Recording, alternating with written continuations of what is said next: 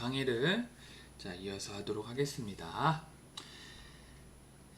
이번에는 용해도에 미치는 온도의 영향에 대해서 공부를 해봅시다. 일단 용해도의 정의가 뭐였죠? 정의?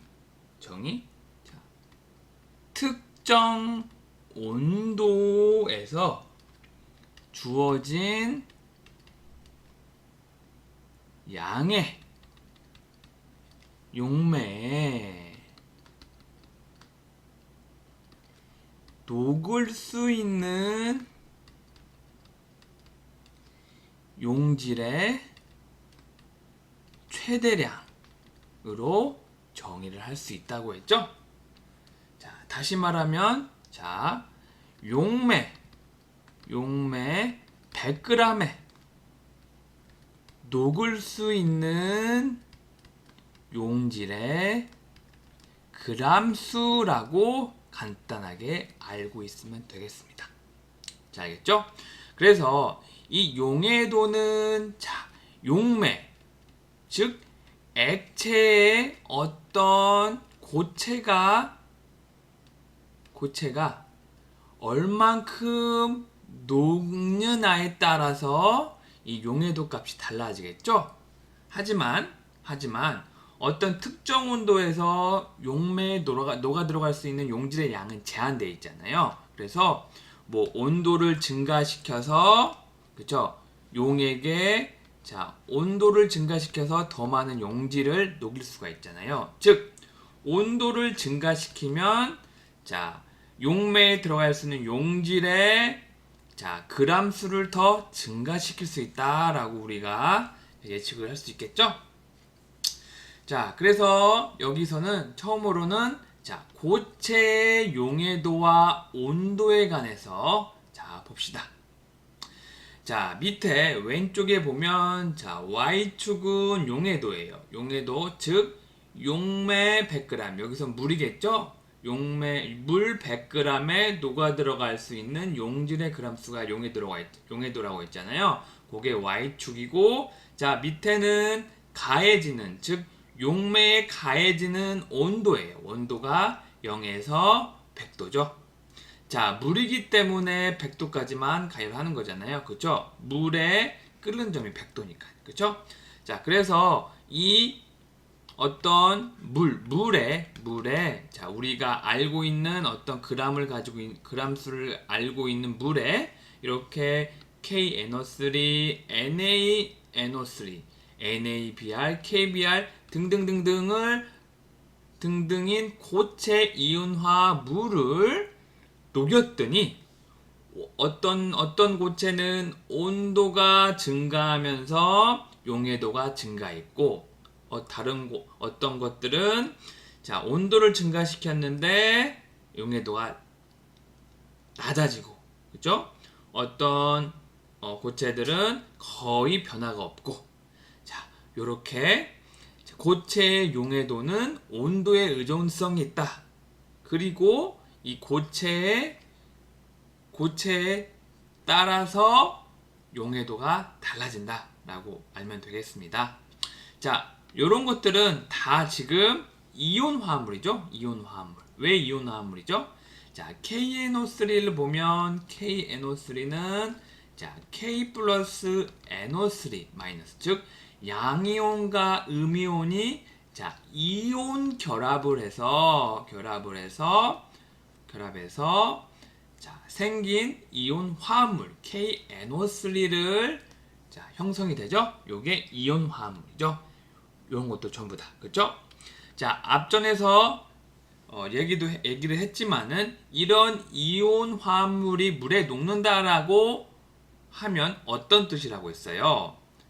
만약에 KNO3가 물에 녹는다, H2에서, 그러면 K 플러스와 NO3 마이너스가 이렇게 물에 녹는다는 의미는 K 플러스 주변에 물이 이렇게 둘러싸인다고 했죠. 그리고 NO3 마이너스 주변에서도 물이 이렇게 둘러싸여 둘러싸인다고 했잖아요. 그렇죠? 그래서 K 플러스와 NO3 마이너스가 다시 이온 결합을 하지 못하도록 이렇게 물이 둘러싸여서 요게 녹는다라는 표현이라고 했습니다. 그렇죠? 이게 녹는 메커니즘이죠. 그렇죠?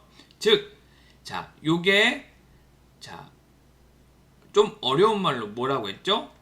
용매화라고 했죠. 용매화. 그리고 이 용매가 물이기 때문에 또 뭐라고 했죠? 수화라고 했잖아요. 수화. 그렇죠? 자, 이렇게 알고 있으면 되겠습니다. 알겠죠? 자, 그러면 다음으로 넘어가도록 할게요. 자, 그래서 자, 우리가 다음에 알아야 될 개념은 자, 분별 결정이라는 거예요. 분별 결정. 자, 결정이라고 하면 뭔가 이렇게 고체가 어떻게 규칙적으로 이렇게 형태를 나타내는 게 결정이라고 하죠. 그렇죠? 그래서 자, 분별 결정은 영어로 fraction crystallization이라고 해요. 자, 분별 결정. 자, 이걸 지금 본론으로 들어가기 전에 분별 결정에 대해서 예를 한번 들어볼게요. 예를. 자, 우리가 자, 어떤 자, 이렇게 물에 자, NaCl 소금을 막 집어넣었어요. 이게 어떤 25도씨 상온이라고 해봐요. 물을 NaCl을 계속 집어넣었어요. 이렇게 해갖고 여기 계속 휘저었어요. 휘저었고 그 다음에 온도를 좀 올려서 자, NaCl을 더 많이 이 물에 녹였어요. 그러면 이 물은 과포화 용액이 되겠죠? 그렇죠?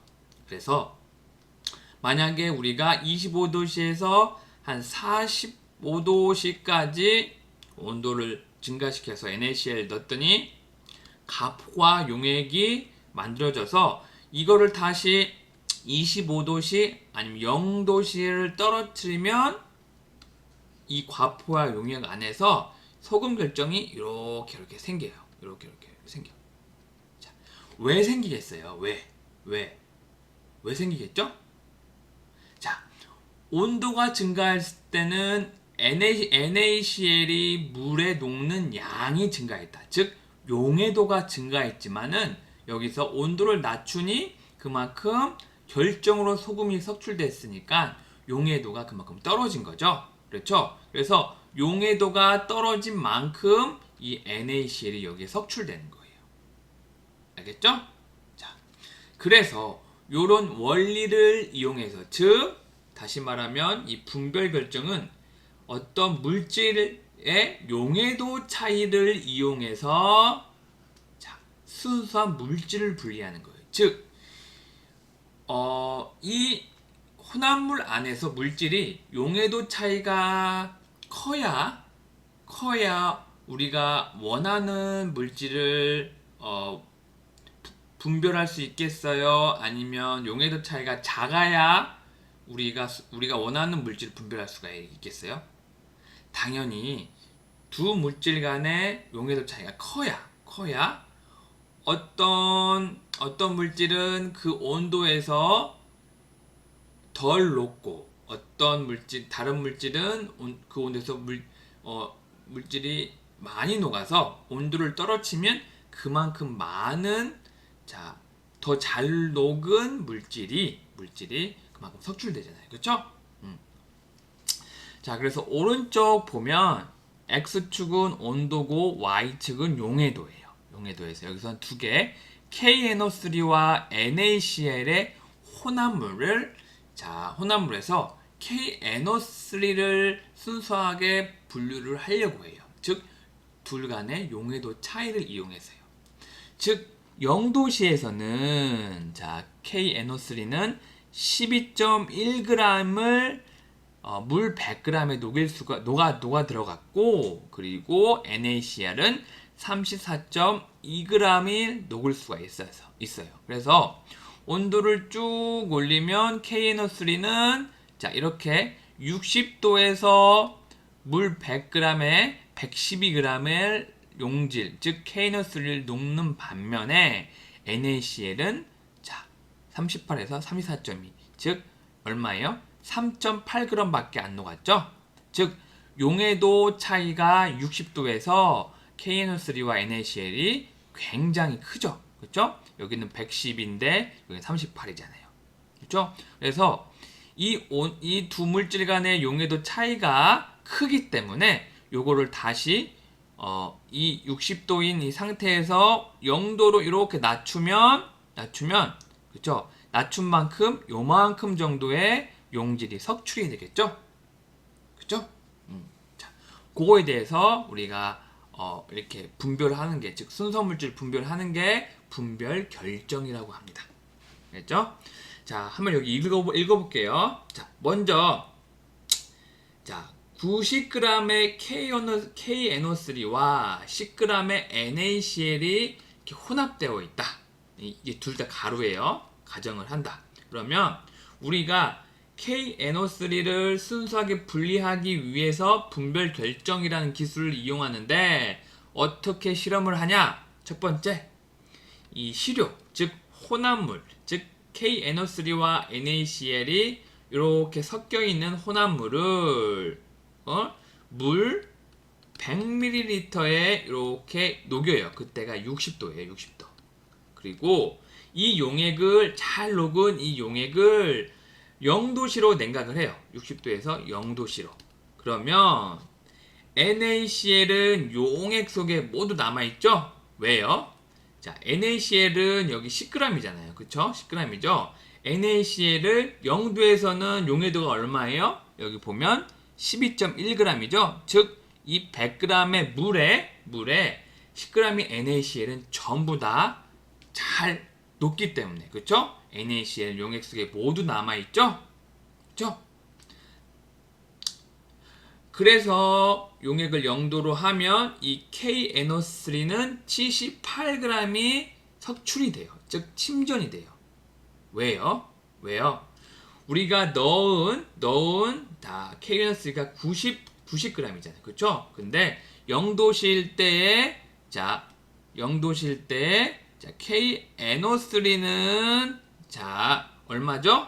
12.1g이죠? 즉 60도에서 녹은 90g에서 0도실 때에 KNO3를 12.1g 빼게 되면 이렇게 78g이 석출되는 걸 알 수가 있잖아요. 그렇죠? 그래서 순수하게 KNO3를 78g을 침전으로 해 석출을 할 수 있다. 라고 알고 있으면 되겠습니다. 자, 아까 잘못 말했는데 여기 12.1g이 KNO3잖아요. 그렇죠? 내가 잘못했는데 NaCl인데 그렇죠? 0도실 때 NaCl은 34.2g이 녹아니까 그렇죠? 10g은 용액에 전부 다 녹인 상태겠죠? 그렇죠? 자, 이해를 하겠어요?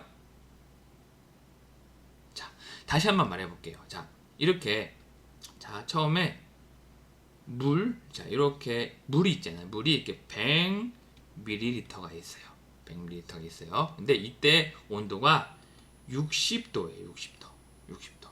그러면 KNO3와 NaCl을 섞어서 이렇게 넣어서 휘저어봐요. 그러면 KNO3 90g과 NaCl 10g은 이 물 100ml에 다 녹을 수 있을까요? 녹을 수 있죠? 왜? 우리가 어떻게 알아요? 오른쪽 그림을 보면 60도일 때 KNO3의 용해도는 얼마예요? 112g이잖아요. 물 100g에 112g이 녹을 수가 있잖아요. 즉, 그쵸? 그러면 90g은 100ml에 충분히 다 녹을 수가 있잖아요. 그쵸? 22g이 더 녹을 수가 있는 거예요. 알겠죠? 자, 여기서 하나 높아심에서 말하는데 여기 있는 물 100g하고 요 부피 100ml랑 왜 이렇게 여긴 g인데 ml냐? 이게 동일한 거냐? 이렇게 물으는데 물은 밀도가 1g/ml예요. 그쵸? 이게 밀도거든요. 물의 밀도. 그래서 100g의 물은 밀도를 곱해주면 이렇게 부피로 이렇게 밀리리터를 구할 수가 있거든요. 즉 100g이랑 100ml랑 이렇게 부피 g을 부피로 이렇게 바꿔서 할 수 있어서 100ml는 무게를 재보면 100g이 되는 거예요. 알겠죠? 자, 그래서 60도일 때 90g은 이 물에 다 녹을 거고, 그리고 이 10g이 NaCl도 여기 100ml에 넣으면 다 녹겠죠? 왜? NaCl의 용해도 곡선을 보면 0도일 때 34.2g이잖아요. 그러면 10g이니까 충분히 다 녹을 수가 있잖아요. 그렇죠? 여기서 다 녹았어요. 그러니까 60도일 때는 90g의 KNO3와 10g의 NaCl이 이렇게 다 녹은 상태. 그러니까 투명한 상태죠. 투명한 상태. 그렇죠? 투명한 상태고. 그래서 이 상태에서 60도의 C를 0도씨로 이렇게 낮추면 이 두 물질의 용해도는 온도가 낮아지기 때문에 용해도가 감소하죠. 그렇죠? 그러면 요 물에 KNO3만 석출하게 돼요. 왜? 자, 0도일 때 NaCl의 용해도는 34.2g이기 때문에 10g인 NaCl을 요 물 속에 다 녹을 수 있죠. 하지만 KNO3는 0도일 때 11.1g만 녹을 수 있기 때문에 90g에서 12.1g을 빼주면 돼요. 그러면 요만큼, 즉 78g만큼의 KNO3가 석출이 되는 거예요. 알겠죠? 자, 충분히 두 번 설명했으니 충분히 이해할 거라고 생각을 합니다. 자, 그 다음에는 기체의 용해도에 대해서 이제 공부를 해볼게요. 자, 고체는 용매, 즉 물에 녹거나 어떤 액상의 어떤 용매에 녹을 때는 온도가 증가하면 대부분 용해도가 증가했어요. 그렇죠? 근데 고체 물질에 따라서 용해도 감소한 것도 있지만요. 그렇죠? 하지만 여기 왼쪽 그림에서 보면 X축이 온도, Y축이 용해도인데, 자, 봅시다. 온도가 증가함에 따라서, 즉 이거는 액체에다가 이렇게 산소 기체를 이렇게 넣어서 녹이려고 하는 시도거든요. 그러니까 여기서 온도를 0도에서 100도씨까지 올리면 여기 보신다 마치 용해도가 이렇게 감소한 것을 알 수가 있죠. 그렇죠? 즉 용액의 온도를 증가시키면 기체의 용해도가 감소합니다. 알겠죠?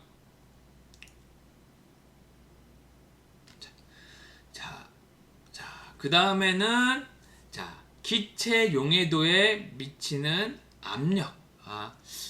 여기서 잠깐 끊고 가도록 할게요.